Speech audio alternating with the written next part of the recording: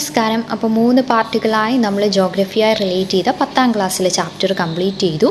അതിൻ്റെ 3 പാർട്ടിൽ MCQ, ഇത് മൂന്നാമത്തെ പാർട്ട് MCQ ആണ്. നമുക്ക് നോക്കാം.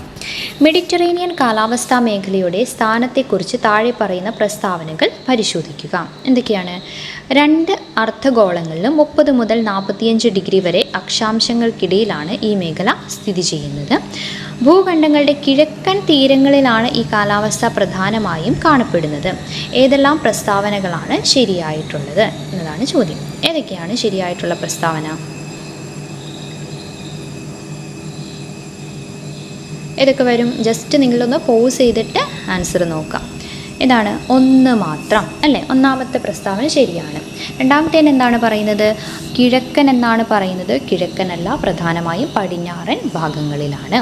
അടുത്തത്, താഴെ പറയുന്നവയിൽ മെഡിറ്ററേനിയൻ കാലാവസ്ഥ അനുഭവപ്പെടാത്ത പ്രദേശം ഏതാണ്?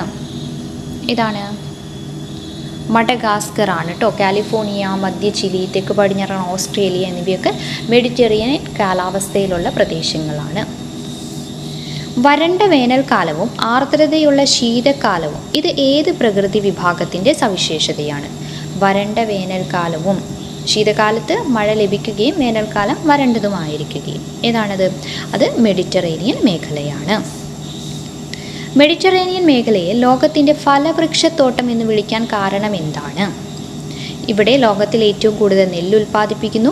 ഫലവർഗ്ഗങ്ങളുടെയും നാരങ്ങാവർഗ്ഗ വിളകളുടെയും കൃഷിക്ക് ഏറ്റവും അനുയോജ്യമായ കാലാവസ്ഥയാണ് ഇവിടെയുള്ളത്. ഇവിടെ നിത്യഹരിത വനങ്ങൾ ധാരാളമായി കാണപ്പെടുന്നു. ഇവിടെ പനകൾ മാത്രമാണ് വളരുന്നത്. ഏതാണ്? ഓപ്ഷൻ ബി ആണല്ലേ. അതെ, മുന്തിരി, ഒലീവ്, ഓറഞ്ച്, അത്തിപ്പഴം അല്ലേ, അതൊക്കെ നമ്മൾ കണ്ടതാണ്. അടുത്ത ചോദ്യം, മിതോഷ്ണ പുൽമേടുകളുടെ സ്ഥാനത്തെ സംബന്ധിച്ച് താഴെ പറയുന്ന പ്രസ്താവനകളിൽ ശരിയായതേത്? സ്ഥാനത്തെയാണ് ചോദിച്ചിരിക്കുന്നത് അല്ലേ? അർദ്ധഗോളങ്ങളിലും 2 അർദ്ധഗോളങ്ങളിലും എത്ര അക്ഷാംശങ്ങൾക്കിടയിലാണ് ഇത് കാണപ്പെടുന്നത്? മിതോഷ്ണ പുൽമേട് കാണപ്പെടുന്നത് 40 മുതൽ 55 വരെ അക്ഷാംശങ്ങൾക്കിടയിലാണ് കാണപ്പെടുന്നത്. താഴെ നൽകിയിരിക്കുന്നവയിൽ മിതോഷ്ണ പുൽമേടുകളും അവ അറിയപ്പെടുന്ന പ്രാദേശിക നാമങ്ങളും ശരിയായ ജോഡി ചേർക്കാത്തത് ഏതാണ്? അതായത് തെറ്റായത് ഏതാണെന്നാണ് ചോദിച്ചിരിക്കുന്നത് അല്ലേ? ഏതാണ് തെറ്റായത്? ഓപ്ഷൻ സി, തെക്കേ അമേരിക്ക ലാനോസ് അല്ല. തെക്കേ അമേരിക്കയിൽ മിതോഷ്ണ പുൽമേടിനെ എന്താ പറയുന്നത്? പാമ്പാസ് എന്നാണ് പറയുന്നത്. ഓക്കെ, ലാനോസ് ഉഷ്ണമേഖല പുൽമേടാണ്. വടക്കേ അമേരിക്കയിലെ പ്രയറി പുൽമേടുകളെ ലോകത്തിൻ്റെ ധാന്യപ്പുര എന്ന് വിളിക്കാൻ കാരണമായ പ്രധാന വിള ഏതാണ്?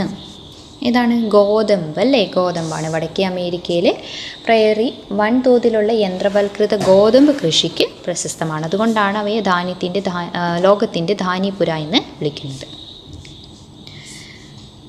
തൈഗെ മേഖലയുമായി ബന്ധപ്പെട്ട് താഴെ പറയുന്ന പ്രസ്താവനകൾ പരിശോധിക്കുക. ഉത്തരാർദ്ധഗോളത്തിൽ 55 മുതൽ 70 ഡിഗ്രി അക്ഷാംശങ്ങൾക്കിടയിലാണ് തൈഗെ സ്ഥിതി ചെയ്യുന്നത്. ദക്ഷിണാർദ്ധഗോളത്തിൽ വളരെ വിശാലമായ തൈഗെ വനങ്ങൾ കാണപ്പെടുന്നുണ്ട്.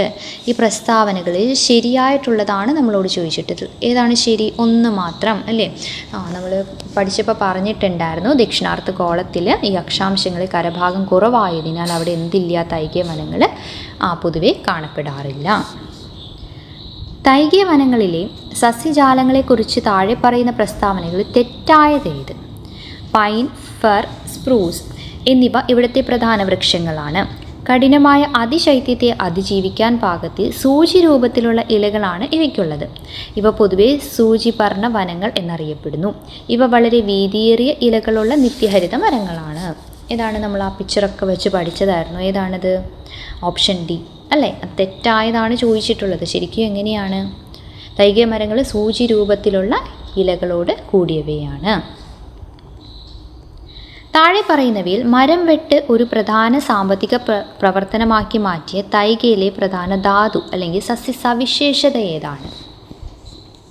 മരം വെട്ട് എന്തിനു വേണ്ടിയിട്ടാണ് യൂസ് ചെയ്യുന്നത്? കഠിനമായ തടിയുടെ ലഭ്യത, പേപ്പർ പൾപ്പ് നിർമ്മാണത്തിന് അനുയോജ്യമായ മൃദുവായ തടിയുടെ ലഭ്യത, റബ്ബർ ഉൽപ്പാദനം, ചന്ദന മരങ്ങളുടെ സാന്നിധ്യം. ഏതാണ്? Option B. അതായത് സൂചിപർണ വനങ്ങളിലെ മരങ്ങൾ എങ്ങനെയാണ്? മൃദുവായ തടിയുള്ളതാണ്. അപ്പോൾ അത് പേപ്പർ, പത്രക്കടലാസ് നിർമ്മാണത്തിനൊക്കെ ഏറ്റവും അനുയോജ്യമാണ്. ടണ്ട്ര മേഖലയെക്കുറിച്ചുള്ള താഴെ പറയുന്ന പ്രസ്താവനകൾ പരിശോധിക്കുക. ആർട്ടിക് വൃത്തത്തിന് വടക്ക് സ്ഥിതി ചെയ്യുന്ന അതിശൈത്യ മേഖലയാണിത്. വർഷത്തിൽ ഭൂരിഭാഗ സമയം ഈ പ്രദേശത്ത് മഞ്ഞ് മൂടിക്കിടക്കുന്നു. ഏതെല്ലാം പ്രസ്താവനകളാണ് ശരിയായിട്ടുള്ളത് എന്നാണ് ചോദിച്ചിട്ടുള്ളത്. ഏതാണ്? രണ്ടും ശരിയാണല്ലേ? അതെ, രണ്ട് പ്രസ്താവനകളും ശരിയാണ്. ഇനി ടണ്ട്ര മേഖലയിലെ സസ്യജാലങ്ങളെക്കുറിച്ച് ശരിയായ വിവരണം ഏത്? ഉയരമുള്ള ആനപ്പുല്ലുകൾ ഇവിടെ വളരുന്നു. വേനൽക്കാലത്ത് മഞ്ഞുരുകുമ്പോൾ മാത്രം വളരുന്ന കുറഞ്ഞ ജീവിത ദൈർഘ്യമുള്ള പായലുകളും കുറ്റിച്ചെടികളുമാണ് ഇവിടെയുള്ളത്. ഒലിവ് മുന്തിരിത്തോട്ടങ്ങൾ ഇവിടെ സമൃദ്ധമാണ്. ഇടതൂർന്ന മഴക്കാടുകൾ ഇവിടെ കാണാം. ശരിയായതാണ് ചോദിച്ചിട്ടുള്ളത്. ഏതാ ശരിയായത്? ഓപ്ഷൻ ബി ആണല്ലേ? ഓപ്ഷൻ ബി ആണ് ശരിയായിട്ടുള്ളത്. 13ാമത്തെ ചോദ്യം. ടണ്ട്ര മേഖലയിലെ ജനവിഭാഗങ്ങളുമായി ബന്ധപ്പെട്ട് താഴെ പറയുന്നവ ശരിയായി ജോഡിച്ചേർത്തത് ഏത്? ഏതാ വരുന്നത്? കാനഡ, അലാസ്ക ഭാഗങ്ങളിൽ നിവാസികളാണ് എസ്കിമോകൾ അല്ലേ? അതെ.